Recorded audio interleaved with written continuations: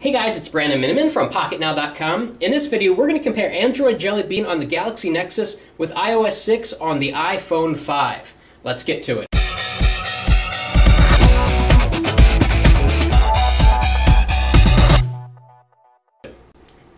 So we're going to cover 6 different areas in this comparison video. We're going to cover home screens, notifications, app stores, cloud services, built-in apps, and voice services. Obviously, these are 2 very different platforms, and they've changed and evolved little by little over time, and today they have grown kind of even further apart, and yet in some ways they've grown closer together, like in notifications. So let's start off by unlocking both devices, and what you're going to notice right off the bat is that here on the Galaxy Nexus, I have no unlock screen. You have that choice in Android. You can have slide to unlock, you can have pin unlock, pattern unlock, face unlock, or no unlock at all, or you can get a third-party app that allows you to overtake the built-in unlock screen, really have it customized however you want. In iOS 6, all you can do is have a slide to unlock or a pin unlock.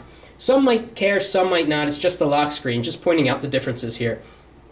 So one of the hallmarks of Android has always been its customizability in terms of widgets on the home screen, whereas iOS 6 and iOS 5 and iOS 4 and 3 and 2 and 1 have always been about icons. Although in a previous generation of iOS, iOS 5, Apple added 2 widgets to the notification shade. And we're going to talk about that in a second. So of course in Android, you know this, you can take a wide variety of widgets, thousands of widgets that you can download, you can customize them, you can resize them, and they can provide real-life functionality on your home screens so that you don't always have to go in and out of apps, which is what you have to do in iOS. So of course in iOS and Android, just like you've been able to do for a while, you can create folders, although folders open a lot faster in Android. So for example, if we make a new folder here, look at the difference. Here in Android, they open instantly. iOS, you get that fancy animation whether you want it or not. Okay, so that's home screens. That's been the same story for a while now. Something that's changed in iOS 6 and Jelly Bean is the notification shade. One of the strengths of Android has always been this notification center, or notification shade. They really never came up with a brilliant name for it, where you can pull down and you can see a lot of information at your fingertips. And in Ice Cream Sandwich, they added the ability to swipe off individual notifications. And in Jelly Bean, they added sort of live notifications. And so if you have a missed call, it will say call back. If you've got some email messages, you can sort of see mini previews right on the screen here, which really adds a lot of usability to your notification shade. And of course, you can clear all your notifications with one press. In iOS 6, now you have some new options in the notification shade. You can tap to tweet or tap to add a Facebook post, which is a really great idea if you're really busy on social networks. There's 2 new widgets. Well, they're not really new for iOS 6. They've been there since iOS 5. Weather and stocks. That's the only 2 widgets you can add. The world has been crying and calling out for developers to be able to tap into this, because how cool would it be if you could have, say, a Words with Friends widget, or think of your favorite app showing live information up there. Speaking of Words with Friends, it looks like it's my move, and this is how iOS 6 does notifications. You cannot swipe them off the screen. If you tap on them, you will go right into that area, and it will disappear if you action on it. The trouble is with the notifications in iOS 6 is that if you have 4 mail messages and you want to only swipe away 2 of them, you cannot do that. It's all or nothing. You hit the X, this tiny X, which is impossible to hear. You hit it twice, and then it moves off the screen. So notifications are still superior in Android. In fact, I spend a lot of time in the notification shade in Android just because it's kind of this real center hub that acts on my terms and kind of acts as a rolling to-do list for what I need to action on. Next thing I want to talk about here is the App Store. So we're going to go into the Play Store, and over here in the iOS App Store. And one thing that Apple does differently compared to Android is that Apple has different stores. This is the App Store. If you want to go to the iTunes Store, that's a completely different place to go. You go into here. This is where you go for your books and for your movies. Well, actually, that's where you go for your movies and for your TV shows and music. And then if you want to download a book, an iBook or a newspaper, you go into Newsstand, yet another store. So really lots of different places, and you could say that this is actually part of the main store, but that's not apparent. In Android, brilliantly, Google has put everything under one roof. Apps, music, magazines, movies and TVs, shows, and books. Everything is within one spot. New for iOS 6 is a redesigned App Store, and let's compare the search experience. We're going to go over here to search, and we are going to type Facebook. Or just start typing face. Let's compare the search experiences. So here in Jelly Bean, the second result is the actual Facebook match. So you can go directly towards that, or you can go into search results. Over here on the iPhone, you hit Facebook and it takes you to the search results. And you can only see, now in iOS 6, you can only see one item at a time. So if you get results with 75 apps, you're going to be swiping a lot. As you can see, there are 7,311 apps here that I have to scroll through to see them. There's no way to change the display. But if we were to go to the basic Facebook search results here, you just scroll down the screen, scroll down, and just flip through. But some may say that now in iOS 6, when you actually tap on the app, it's an improved user interface. So we've got these nice little screenshots here. Everything seems to be colored differently. There's gray backgrounds and white backgrounds and different tabs here. Just a really nice display, a really spruced up App Store in iOS 6. Although I gotta say that the Google Play Store is faster, especially to find things because everything's under one roof, and it seems to be just easier to navigate, especially if you're searching through a lot of applications.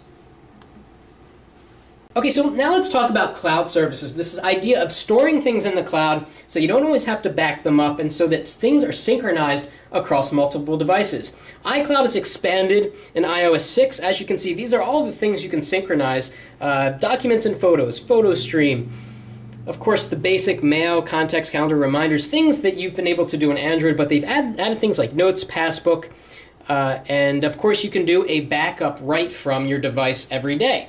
Now in Android, there's not that much flexibility in terms of cloud options offered by Google, but there's a third-party app to do everything. For example, you can get Dropbox to act like PhotoStream. So you take a picture on your Galaxy Nexus or any Android phone that you might be using, and it will go into the Dropbox cloud. It'll show up on your Android tablet, on your PC, on your Mac, whatever you have.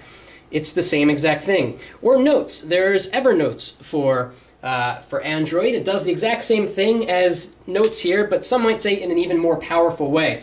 So in Android, it's kind of plug and play. You have to download different apps to do different things, and those particular third-party apps might very well be more powerful than what you get in iCloud. But the great thing about iCloud is that everything is here.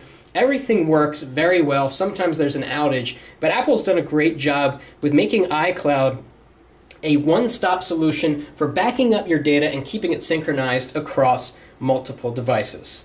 Okay, now let's talk about web browsers. Of course, on both of these devices, you can get third-party web browsers like Opera, like Chrome, but let's just talk about the built-in stock browsers. So let's open them at the same time. Open a little bit faster here in iOS 6. And from here, you get a very similar experience at the end of the day. You've got a tabs button. Here's a tabs button down here. You open up your bookmarks kind of with an extra press. You press the three dots, and then you go to bookmarks, whereas in iOS 6, you just press bookmarks, and there you go. So speaking of which, let's actually just go to pocketnow.com and see how these browsers display the page, perhaps a little bit differently. Hit go at the same time, although this is not a speed test necessarily, because these have very different internals, and we're just comparing the kind of experiences of the operating system. So here we go. They're coming through, and if it matters, the iPhone 5 finished first. We found the iPhone 5 so far to beat out every device we've tested this against, even the quad-core Galaxy S3. So that is very impressive. Okay, they're both done. You get a similar browsing experience. In typical iOS fashion, the scrolling is a little bit notchy, a little bit slower. In other words, in Jelly Bean, you can do one flick, go all the way to the bottom, all the way to the top. That's just not really possible in iOS 6. So we zoom in, let's let go. Clears up faster here in iOS 6. And let's check out how landscape looks.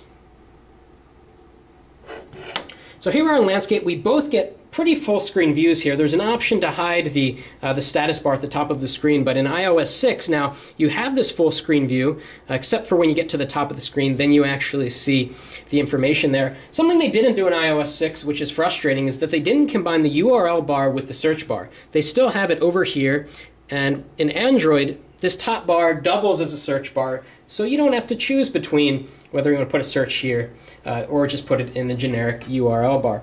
So very good web browsing performance in both. Jelly Bean has made huge strides in making the devices that run the operating system feel a lot faster, and they certainly succeeded in doing so. Finally, let's compare voice services. We have Google Now with Jelly Bean, and we've got Siri with iOS 6. They're different because Google Now actually goes a step further by suggesting things for you. It'll tell you how long it'll take to drive back home. Before you drive back home, it'll start to remember where you live, where you work. It can bring up relevant context-sensitive information, which is great. Siri is just something that you have to initiate for it to do anything, but let's test it out.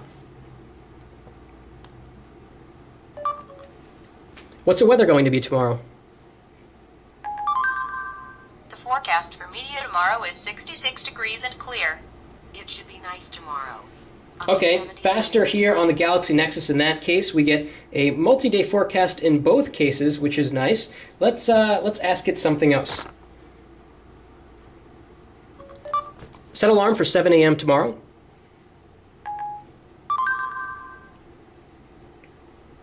So our alarms and reminders only support time of day, but not dates. Okay, so there's a limitation. Let's do something else. What's 4,000 divided by 286? The answer is 13.99. All right, Android got it faster. Seems that iOS 6 is having a little trouble here. Overall, Google Now is a lot more responsive and more consistent than Siri. It seems to always work, and not only does it always work, but you can speak really fast, and it converts it extremely quickly. It looks like a total Siri fail here. We're not even going to let it finish, so we're just going to stop it where it is. And let's do one more test.